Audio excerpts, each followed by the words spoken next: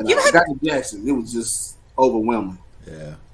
you seem to have had lots of challenges, but having said that, equally enough supports.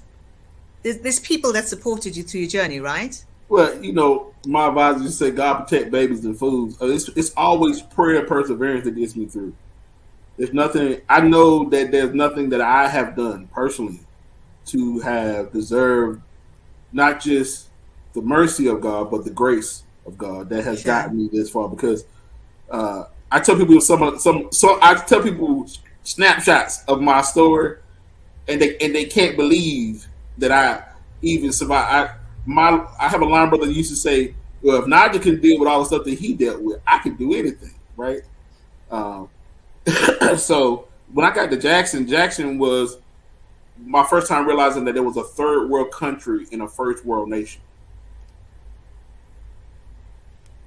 Third world country, first world. I mean, the roads are so bad. And here's the kicker: Jackson, Mississippi, is the capital of Mississippi.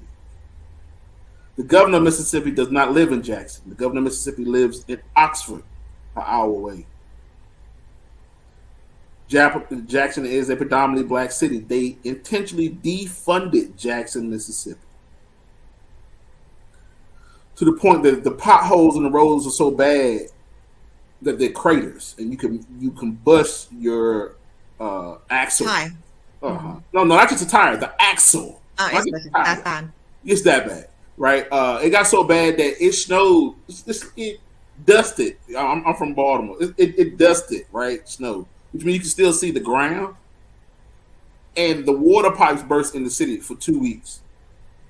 It's actually sad, though. I mean, from a South African perspective, when we think of the States, okay, people that haven't traveled, they have a different view, actually.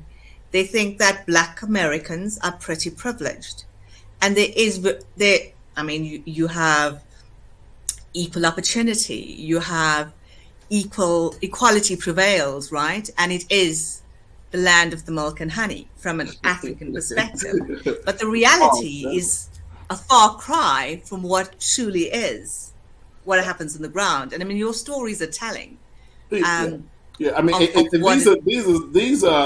this is working class stories.